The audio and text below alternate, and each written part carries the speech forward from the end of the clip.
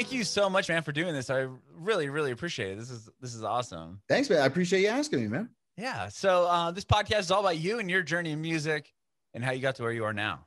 Right on. Cool. So first of all, tell me where are you actually right now? Are you in LA? I'm actually down in Florida. Florida. Were you born and raised there? No, I'm actually from right outside Philadelphia, a place called Allentown, Pennsylvania. And I've been living in New York for 15 years. And that's where we started Black Caviar. Mm-hmm. And basically, like when the pandemic hit, you know, I was like, well, there's no reason to be here at this exact moment. So I came down to Florida and got a house and just kind of been down here and sort of waiting to see what happens when, you know, how things clear up. So sure. Yeah. That's awesome. That's funny because that's kind of what my family did. We're in San Diego and we're like, well, let's see what we can do. We moved to Nashville. Well, I love San Diego, but Nashville is awesome. Yeah. So we're kind of, that's funny. So you're in Florida. I love that. Yeah. Yeah, man. So how did you get into music? Well, basically, you know, just grown up playing in punk and hardcore bands. You know, well, first of all, going back to, you know, loving the Beatles growing up, as my father was, you know, a huge Beatles fan. And, you know, I just started listening to their records and just fell in love with them. And then, you know, it gradually went to like, you know, in the 80s, it was, you know, like metal and, you know, hip hop, rap. And then in the 90s, you know, it was basically like just getting into like punk bands and hardcore bands, metal bands, and then also going to like warehouse raves. And, you know, I was real into that as a kid. So that's kind of where my musical years kind of shaped me. Okay. And then I was curious to see how to kind of you went into like more of the EDM world as far as like with Black Caviar at least. Yeah, well, like I said, you know, I was always into dance music, always into house music, always into electronic music. And my partner and I, you know, we played in various metal bands and hardcore bands. And, you know, we always had a love for dance music. And my partner, Jared, was in a band called Inner Party System. And, you know, they had sort of like the rock dance kind of hybrid going on. So that's kind of how it started with us. And then it just basically, we just started making music, fun music that we, you know, would groove to. And that's kind of how that started. Right on. I see some guitars back there. What was the first instrument you learned to play? First instrument was drums. Oh, interesting. Okay. Yeah. And then I've played, you know, in bass. I played guitar in a couple of different bands. I'm not a really good guitar player, so but I can kind of noodle around enough to get a job done if I need to record something. Sure. Well, with drums, what drew you to drums, and how old were you when you picked those up? I started drumming when I was really young, probably, you know, 5th, 6th grade. And then just playing all through high school. And then when I moved to New York, you just didn't have room for a drum set. So I sold it. And I probably haven't played in, you know, 15 plus years. Okay. Yeah. Okay. So you played in bands. Yeah. Growing up. Okay. Yeah. Anything like super serious, or is it just kind of like high school bands, or nothing real serious? Just, you know, like local hardcore bands, punk, metal, you know, just kind of playing in the Allentown, Philadelphia area. Okay. And what took you to New York? Music? So basically, I was just kind of, you know, playing in all these bands. It was kind of not really going anywhere. And I just decided that I was going to move to New York. And I went to, I got a job at Sirius XM satellite radio. Oh, dude, awesome. I did radio up until the pretty much midway through the pandemic for 15 plus years. Oh, right on. Yeah. Yeah. So I worked in stations in San Diego and San Francisco. Oh, that's awesome. Yeah, that's cool. Yeah, basically, yeah, it was like I was able to get a job there, and I was like, well, then I guess this is where I'm staying for a while. So, and I actually still work there. I believe it or not, I still. Do you do a show there? Are you on the air for them? I'm a senior producer for a comedy radio show. Really? Called Jim Norton and Sam Roberts. Yep, it's on every Monday through Friday at 8 a.m. Eastern. That's so cool. That's awesome. Yeah. That's rad that we kind of come from similar, as far as the radio background goes. That's awesome. But obviously you've achieved so much success with Black Caviar as well. I mean, so you went and did radio, or you're doing radio still. And then how did the the music still kind of come through? Well, so basically we were just writing these songs, and we were just so fascinated, 6-7 years ago, with just being able to record a song and, send it to TuneCore or DistroKid and have it uploaded. And all of a sudden it's on all these streaming platforms. And we're like, well, let's just do this for fun. I mean, like whenever we write a tune, we'll throw it up and we didn't think anything of it. And then it just sort of became people were interested in these tunes. And so we just kept making them. Well, how did you guys meet? That was going back to Pennsylvania. Okay. My partner, Jared, played in a bunch of amazing bands, and he was just an incredible drummer, incredible musician. And then, we just stayed friends and just stayed, like my band would play with his band. And then when I moved to New York and he was doing this band Inner Party System, then he eventually came up to New York as well. And that's kind of how we linked up. Okay. So once he ended up moving to New York, then you guys kind of got back together and were just writing together and throwing up songs online. Yeah, that's all it was. And really had no expectations about it other than just, let's just make fun music, Sure. And then what kind of like tell me about, so you get this, you land on like the Spider-Man soundtrack. Like, was that kind of the first real big wave, or like how did your success and how did Black Caviar still like really kind of get off the ground? Well, we were just putting out music, and then we put out a song called Cocoa Puffs. And that got picked up by Republic Records in New York. Wow. And it was actually my partner, Jared, was working there at the time. And we had this song Cocoa Puffs started kind of bubbling up in the UK, and a couple labels were interested in, and Republic was like, well, Jared, you work here. Like, we should just put this record out. Wow. And, since we did know them, and I've known some of the people that have worked up there as well, just through, music circles, it was like, okay, cool. Yeah, let's do it. Let's do a deal with these guys. And then we were doing that. And then kind of how the Spider-Verse came up was there was an opportunity to do some music for the new Spider-Man movie. And we had no idea anything about it other than it was Spider-Man. Didn't know. They said it was an animated movie. Sure. And so they linked us up with Blackway. And we went in and recorded the song, and then we sent it to them, and we didn't hear anything for weeks and months. And we're like, oh, okay, I guess they just didn't like it, and I guess they moved on or whatever. And all of a sudden they were like, hey, we're using the song. It's in the movie. It's in the feature movie, and we need you to write another part to it by like tomorrow. And so they sent us, like sketches with our music to the sketches. And we're looking at it, and we're like, this movie's terrible, because it was just pencil sketches. And we had no idea. We had never worked on a movie. We had never worked on anything. So, me and him are like, this is gonna tank. This is gonna be awful. Right. And they're like, whatever, who cares? Like, it's Spider-Man. Exactly. At least we could say we did something for Spider-Man. Sure. And then we wrote another part. We sent it to them, and then they didn't hear it. We didn't hear anything. We're like, okay, I guess they're not using it. We don't know. And they're like, okay, hey, it's coming out, like next week, and it's going to be in a eBay commercial and a McDonald's commercial. We need this wrapped up now. And so it was like, scramble. Whoa. Yeah. And then, but yeah, that's kind of how it happened. It was a bit of a whirlwind, and you really couldn't believe that we're like, and then, it comes out and everybody loves this movie. And yeah, it's like the biggest movie, right? At the time, it was like didn't it win like, best animated best picture film? Yeah, won a bunch of awards that year. Yeah. And so you're like, I can't believe that. Oh, okay, like that's cool, we're a part of this, so.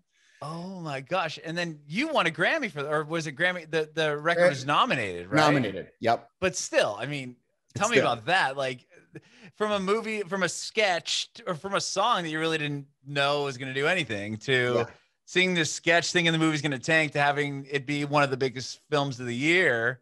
Now you're up for a Grammy Award. You get to go to the ceremony and everything. We didn't. No, we didn't. Okay. Yeah. We stayed in New York, but it was just mind blowing to even just say that you're Grammy nominated. Right. I mean, and then you get a gold record for it. Yeah. Behind your head. Like, tell me about that moment. That was pretty cool. Yeah, the label, you know, it had gone gold, and then it like months had passed, you know, and all of a sudden, you know, it came in the mail, and we're like, and then I just actually heard from Blackway last week, and he said it went platinum. I haven't checked, but which is amazing. That's so sick. Record. Yeah. So then you'll have 2 plaques. Dude, hell yeah. I know, that's so cool. That's so cool. Well, with the Spider-Verse song, I mean, coming from like, you obviously, you both had full-time gigs in the industry, right? I mean, and you're still doing it. Like with the success of that song, did that kind of like launch you to like another level as far as like Black Caviar went? And like, were you guys getting to DJ like bigger clubs? I know you've remixed a ton of rad, you know, records, Tiesto, Lizzo, like Foster the People. I mean, to be able to be in the same realm as these, like, you know, artists, so to speak, like, how did that song kind of change your career? It's funny because it's so different than everything else we do. Right. So I think that kind of confuses people to some degree. They're like, well, you know, they do a lot of house music, but then there's this. Right.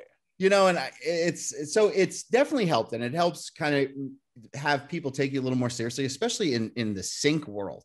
You know, where we do pretty good as far like a sync, meaning like we're able to get our music into movies, like films and TV films, and you know, so it opened a lot of doors for that. But it's just weird because it's not, you know, like EDM house music.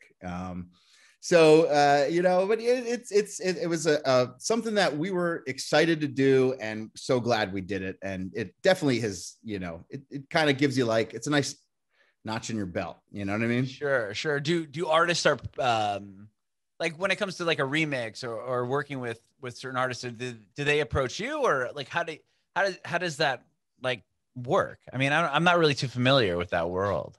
It really depends. Okay. You know, sometimes an artist will be like, hey, we love your stuff. Can you put your spin on this? Sometimes it's a label thing. You know, sometimes the label will, the artist will say, hey, trust whoever you want, ask whoever you want to remix it. And then they'll reach out to us. And then there's sometimes, you know, with like, you know, our manager will reach out and be like, hey, you know, any remixes? And they're like, oh yeah, this person's available, you know, or that person's available. So, you know, they come various different ways. Sure. Like coming from that hardcore world and like the, you know, more of that scene, would you ever see yourself, you know, doing dance music? Was that ever like kind of a thing that you had in your mind, or? Not really, other than like, you know, I've always just liked rhythmic music, you know. Okay. It's well, so yeah, being a drummer, you mean you're kind of came from that realm, right? Exactly. Yeah. And loving Latin rhythms and African rhythms and you know, like I said, just even like house music, you know, back in the day, you know, going to warehouse raves and stuff like that. You know, like, so I always loved it, but yeah, I didn't think that at this point in my life I would be here, you know, sure. doing this. So sure. Or, you know, it's just funny that life, you know, sometimes you end up in strange places, you know? Yeah. Well, with Coco and that song, were you guys, I mean, that song blew up too. You obviously signed a major record label, a major deal. And with that deal, are they like, okay, we're going to sign you the one song, or do you have to, you know, produce a certain amount of records? Cause I know it's a little bit different, right? It's not like, okay, you're going to put a whole album out, or you're going to put a whole EP out. Like how does that work in that regard? Well, with Republic, they signed Coco with 3 other songs, so 4 total. Okay. And did you have the other 3 like ready, or did you have to come up with those after the fact? Yeah, no. Well, they listened to everything that we had, and they were like, you know, we're not feeling any of these. We'll wait till you guys have some more that you know that we're interested in. And then they teamed us up. They teamed us up with an artist whose manager worked at Republic. This girl G.L.A.M, who's just an incredible rapper. And we got in the studio with her, and she just, everything that came out of her mouth was fire. And we wrote the song Killa Shit Funk, which in my apartment in New York with her. And it was, oh, wow. Yeah. That was so you were producing everything in your apartment too? It wasn't like you were like going to some major studio at the time? No. Coco, we wrote in Republic Records has a studio. Okay. And the guy that did the vocal on that was this guy, Remy, who was the assistant to the big boss at Republic. And we literally, the one day we like grabbed him from the office and Jared was working at Republic. And we went downstairs into the studio and we're just like sitting down there because you could get down there and you could smoke weed down there and nobody would know, you know, like it wasn't an issue. So we started smoking with him and then we just started talking about like just ridiculous stuff. Like we had a beat rocking and we're just talking about it'd be funny to make cereal sexualized and you know, and that's how that came about. So that was done in Republic studio, but yeah, like Killa Shit Funk, and pretty much like most of the music was just made in my apartment, you know.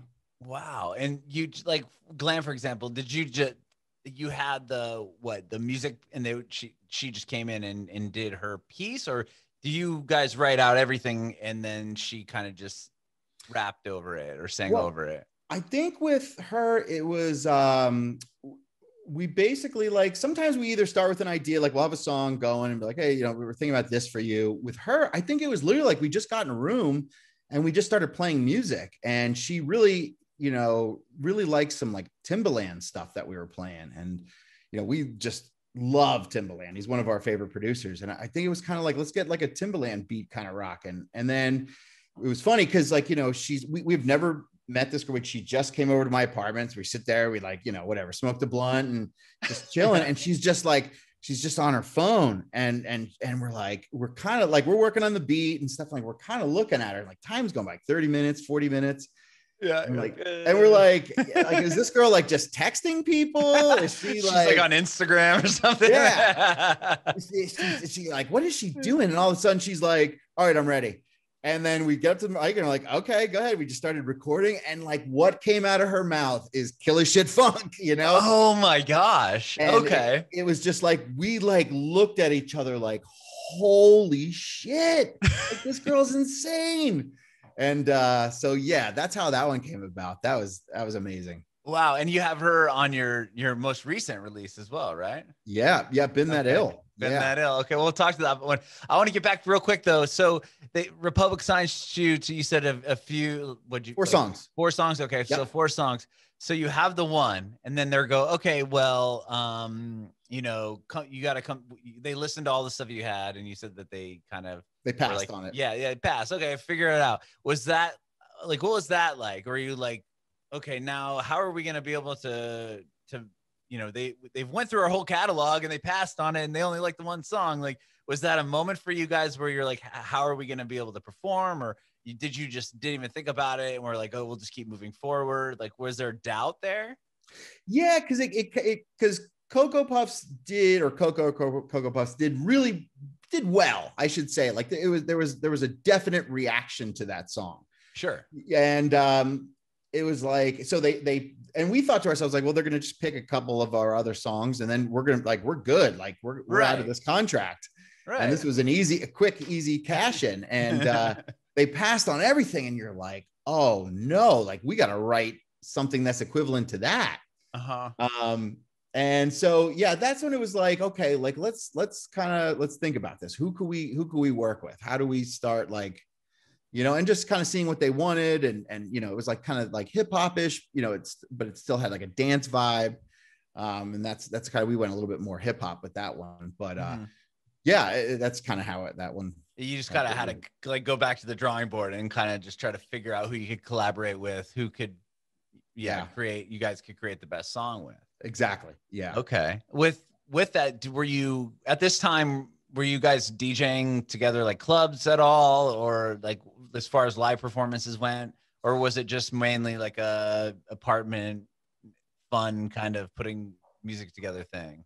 It was still around Cocoa Puffs. We started getting, people started reaching out to do shows, and we're like, okay. And I had been DJing in New York City for, you know, probably 10 years up at that point. Oh, okay. So you were already in it that way. Were you DJing like your own stuff, or was it kind of just like throwing records on at a party or something? Yeah, more so like you know, like open format, mostly hip hop. Okay. You know, like places like Beauty and Essex in New York City. I was there pretty much every weekend for a while. And Wow. so, you know, it was yeah, just but like so when it was time for us to DJ, I sort of knew what we were going to do. Uh-huh. And then we got invited to do Splash House, and you know, like that's kind of where it really started to be like, okay, like let's start trying to take the DJ side of this a little more seriously. Okay. And then Jared had obviously had experience on stage as well because of his prior bands and stuff too. So it wasn't like you guys were both total strangers and they're like, you wrote this song and it's like, okay, now go perform it to people. And you're like, like you actually had, you know, you had been grinding it out for years prior. We did. Yeah. Yeah. Okay. I mean, it is, you know, when we started with, it's like, okay, this is Black Caviar. What are we doing? Like that, that was a little tricky to figure out. Cause it was like, you know, I'd been used to DJing hip hop. So it's like, are we going to do more hip hop stuff? And it was like, you know, it took a while to find that balance of like, okay, like hip hop mixed with or house music mixed with like a little bit of hip hop here and there. Right. And then mixing in your own songs too, right? Of course, I mean, at what point is it just all Black Caviar? I was still not yet. Oh, really? Okay. Yeah. So you're still constantly it's just a repertoire of whatever you guys are kind of feeling. Yeah. Yeah. I mean, just basically, you know, like there's so many good records always out. So it's like, you know, there are songs I want to play, songs that get good reactions, and you know, then we mix in our own stuff and do mashups with our own stuff. So you know, we try to have fun with what our music too. So yeah, over the course of the years, I'm sure that's where you gain the kind of the experience where you're having to like read the room, so to speak. Was that hard early on, especially? I mean, in New York, that must have been a hard market to cut your teeth in. Yeah, that was. I mean, just like especially because a place like you know, Beauty and Essex, where I would just mention, like, yeah, you'd play there, and like, you know, they would have in like, I remember the one time like Trey Songz was there to eat at this restaurant that I'm DJing, and they're like, Trey Songz is here, play his music, and I'm like, I have like 2 songs, like, and I'm like online, like sweating, like, YouTubing him. You're like, hold on, there's an ad. So like, you know, having to deal with that stress, I feel like DJing wise, I feel like I could accomplish anything. Like, so sure. I'll figure it out. I love that. Well, okay. So talk to me about where were you when this whole virus hit as far as Black Caviar? Because I'm sure you could still work on obviously the radio show during this whole mess. So when it started hitting beginning of March, we had a tour booked that started March, went all the way through to July. I mean, it was like, I don't even know, definitely 20, maybe 30 dates. Like it was pretty hefty. And it was like, this is our real tour. We are excited about this one, and full US. And we played Charlotte, North Carolina one night. And then we flew up to Montreal, and we played Montreal. And both shows were amazing. Like we were like just amped for this tour. Sure. And like, I remember flying to Canada, and there wasn't many people on the flight. And I'm like, well, maybe this virus really is something. Because at this point, it's kind of in the news a little bit. People are kind of like, oh yeah, there's this coronavirus. At this, is that where we were kind of at as far as a nation? Yeah. Okay. And then flying, I remember getting into the airport in Canada, you know, to head home. And I'm just like, and I was on the flight with like nobody. It was like me and like one other person. Weird. And you're like, yeah, this feels strange. Like something weird is happening. And then, you know, I mean, dude, it was just a bummer, you know, like it just, as I'm sure everybody that DJs and produces that had tour dates, like, right. Just, oh my God, like, you know, the end of the world, you know, they're like, what are we doing? We're done. This is it. And, you know, with the lockdown, my partner went where he's back to Reading, Pennsylvania, where he's from. And it was like, well, why are we going to be in New York City? You know? So I actually came down here and stayed with my brother in Florida at that time. And, we got to keep writing music. You know, we have to figure out what to do. You know, let's do something. Mm-hmm. And we figured out how to work on Zoom. And Oh wow, dude, it was a game changer. A game changer. Like it just like reset us, and it made us excited about writing music again. And not that we weren't before, but you know, like sometimes like we'd have to travel to each other's places, and it's like 2 hours of travel here, you know, and stuff. So it wears you out. So just to be able to be like, hey, today at 4 o'clock, let's jump on Zoom and let's work on this tune. You know, it's awesome, you know? So you were able to pretty much just continue working throughout the entire pandemic. The entire time. Yeah. Like, and working. Sorry, go ahead. Go ahead. No, and working more so than ever before, which was like, we were like just cranking out music, and we just couldn't believe that our work ethic, you know? Yeah. And were you releasing them kind of as songs are finishing, or were you holding them and trying to figure out the game plan? Because I know everyone at that point was like, okay, do we hold on to all these songs and wait until the curve is flattened? Like, I haven't heard that saying in a year. Yeah. You know what I mean? Like, it's like, do we wait on this, or do we just release? And then once this kind of ends, the party will continue. Yeah. I think we basically just rolled out a couple songs, and we were fortunate to get a bunch of remixes to do. And we were pretty much like, but everybody wants a remix at this point, we'll do it. So right. Yeah. So we did a bunch of remixes last year, and then like some of the good stuff we held on to, because, you know, and now we're starting to roll it out. Right. Okay. We put out a song called Money Money with Ryan S., who's an amazing singer from Ireland. And like that just came out, and then we just wrapped up an EP that is almost all out. We put out the first 2 songs. Is that with Own My Masters? Or no, that was, and then Ben That Ill. Yeah, okay. Ben That Ill, Own My Own Masters. And then we did a song with Unique called You Nasty, which is kind of like a twerk banger kind of track. Okay. And then we just did a ridiculous song called Thick that was kind of like just goofy, and just kind of threw it at the end of the EP. So okay. Yeah. Okay. That's with like having, you know, G.L.A.M and like you were saying, like Rano S and on these songs, was that all done through Zoom as well?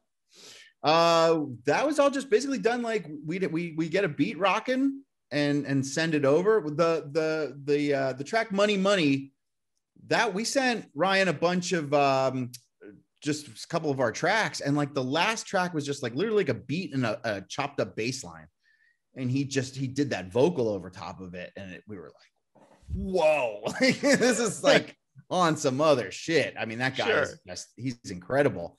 And then we did that, and then let's see, Oh My Own Masters we did in my apartment back in New York, and then Been That Ill we just had a beat rocking, and we're like, yo, G.L.A.M would kill this, and just sent it to her, and like she just sent that vocal back, and there it was. Like, that was over with. Yeah, like, I mean, she is just incredible. So that is awesome. And the full EP isn't quite out yet, is it? Not yet. No, it's next week is the track with Unique, and then the following week the full EP is out. So that's the 16th of April, I believe.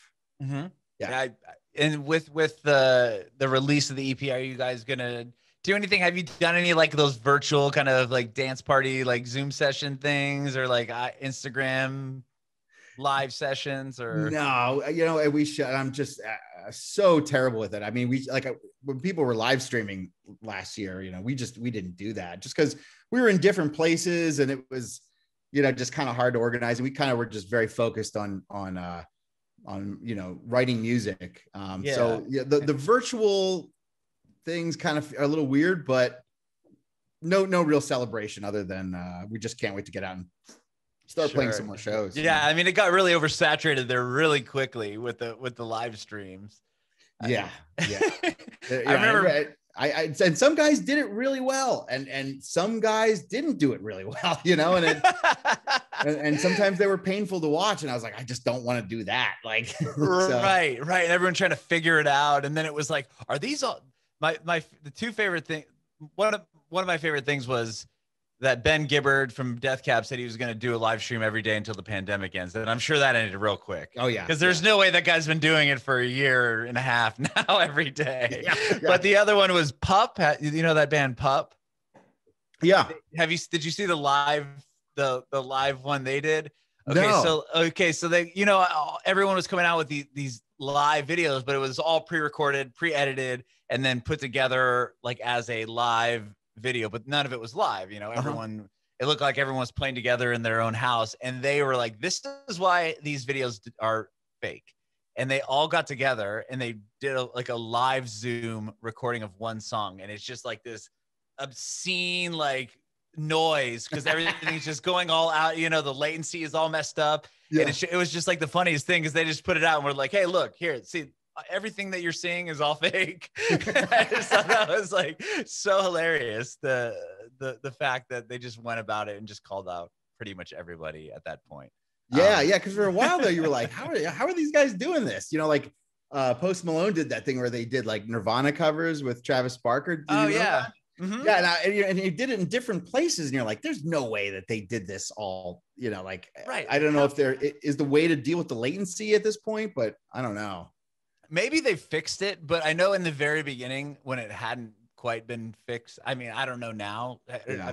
I'm just not too up with it, but they made like a whole thing, like that band Pup did, and it was just really hilarious, kind of how they called out everybody right away and was like, no, these are fake. Dude, I love it. That's so cool.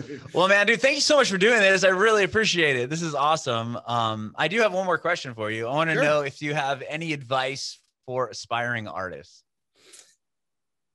Yeah, man, I would just say, you know, follow your heart, you know, try your hardest not to get locked into trends, you know, where, you know, you're this is your lane and you have to like, you know, try to broaden your horizons, broaden your scope of inspiration, you know, and you know, just don't stay in your comfort zone. Try different things and follow your heart, man. I mean, that's you know, follow what you want to do, you know.